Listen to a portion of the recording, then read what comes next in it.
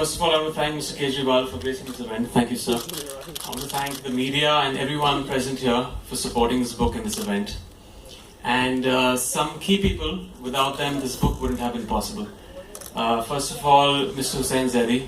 He was the man who relentlessly pushed me month after month after my son was diagnosed with cancer. And I remember what he told me. He said that if this book reaches out to one family, to one cancer patient, and gives them hope and tells them that cancer does not always mean death, it's battle won for us. So thank you, Hussain. And of course, Bilal, my partner in crime, I wouldn't have been able to do this without him. He's actually not 15 years old, he's 22, and he's 21. He's the wisest 21-year-old I know. So thank you, Bilal, helping me touch these very these memories, to document them, and which will be a great help to all cancer patients and everyone in general. And of course, last but not least, Millie and the entire team at Penguin and Blue Salt for supporting, helping, guiding us, and making today possible. Thank you. So I'll just give you a brief account of the incident with my son, and I'll tell you how this book eventually happened. For this, I'll have to go back to 2013. Actually, slightly before that. I always say that it was a phase in my life which is great. I was on the top of my game. I had a lot of success in the film industry, a lot of successful films. Me and my wife, Parveen, at that time were married for 4 years. We were blessed with a beautiful, gorgeous baby boy. We named him Ayaan. And, Ayaan just brought this new found vitality, joy, and, life into our house and our lives. And things couldn't have been better. Till I remember the date very clearly, January the 13th, 2013, me, my wife, and Ayaan had gone for a lunch to a restaurant in Mumbai, and that's when we noticed the first very peculiar symptoms in my son. My wife took him to the washroom and he passed blood in his urine. And we as parents obviously freaked out. We took him to the nearest hospital and his pediatrician started doing tests.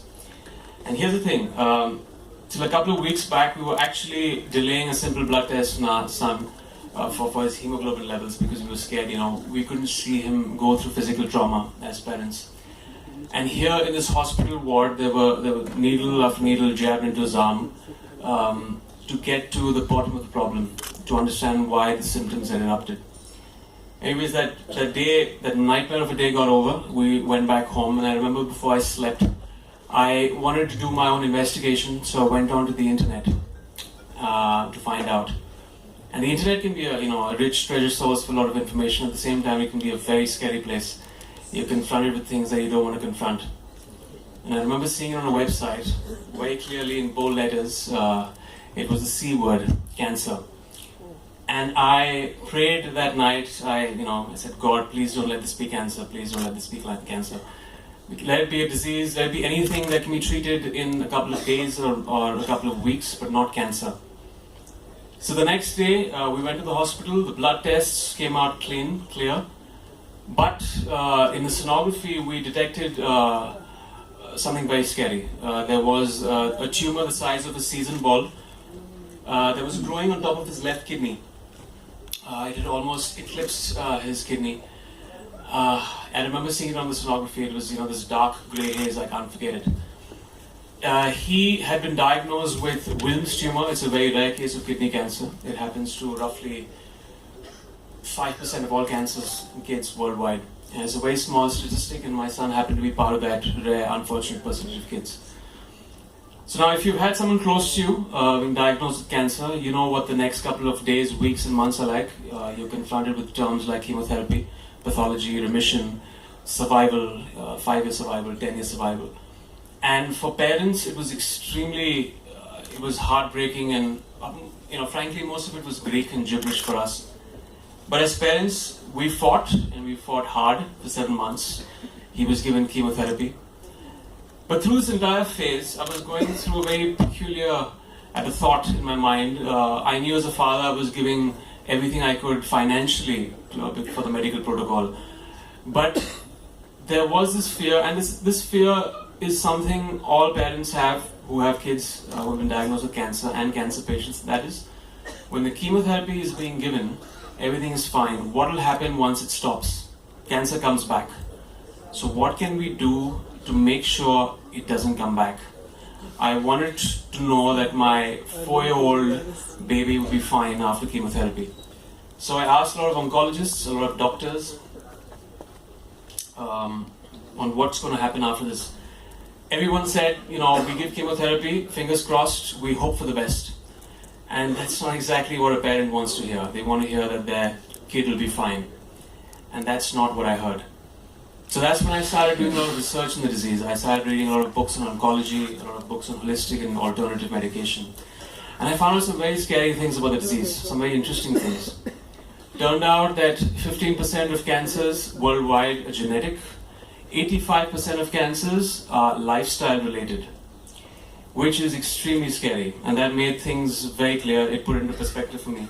When doctors were telling me what is happening in the past 10, 20, 30 years, there are kids pouring into hospital wards, there are no beds available, there are patients, and every day it's exponentially exploding on the scene. It was very clear we have drastically changed our environment. The chemistry of the air we breathe, the food we eat, the water, our habits have completely destroyed things for us. And a very scary statistic is that they say in India by 2030, at some point of time in your life, you will get cancer. 4 in 5 people will get cancer. By 2030, 11.5 million people will die of this disease. And that is extremely scary. And that brings me a very important point to Mr. Kejriwal's fight against pollution in Delhi. And you might think, what is the connect, cancer and pollution? It is a big connect. I think this fight should be fought in every city across the nation, because it's one of the key causes for a lot of cancers. And we obviously equipped ourselves with all this data. We realized that cancer cannot be fought with a single intervention. It has to be fought with a multi-dimensional intervention. So we gave him the chemo and we found out all the natural resources we could to fight this disease. And I'm very happy to say that it's been 2 years since Ayaan was diagnosed in 2013. It's a very important landmark for us, and he's been cancer-free.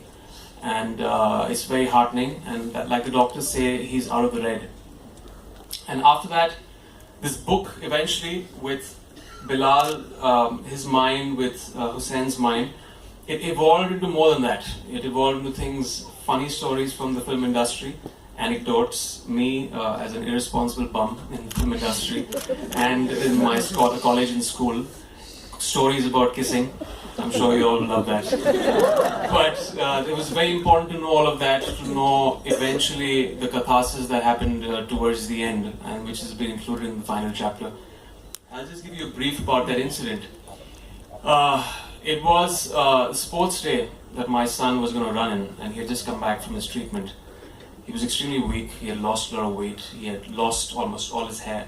He was looking like an old man. And he wanted to run this race. We, as parents, were extremely protective. We said, no, we're not allowing him to do it. But he, being the stubborn kid, wanted to run it, and we allowed him finally. He got his way. So I was sitting in the front row in the sports day, and I remember he was at the starting line, and the race began. The teacher said, get, set, go. And he ran as fast as he could. He was weak, but as fast as he could, he ran. He took 4 steps, and he fell. He fell, he got up, he took 4 more steps, and he fell again. And that time he fell harder.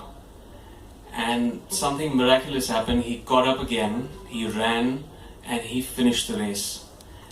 And he turned over his shoulder, he smiled at me, he winked, and he put his thumbs up. And he went backstage and told all the kids who were crying because they didn't come first, and he said, at least we participated. So here there was a 4-year-old who gave me gyan and wisdom that 10 wise men couldn't give me in my entire career or my college days in school. And he taught me that, life's going to hit you, it's going to hit you time and again. You're going to fall hard. But however shaky your feet, you must get up. Hop, stumble, but get up. It's going to hit you again, you're going to fall again, but you have to get up again. And that's what my 4-year-old son taught me, and that's what's been documented in this book. This is the change. And it's obviously a very elaborate book. So I just want a lot of, I will be very clear, this book is not just for cancer patients or people who are battling this disease. It is extremely alarming.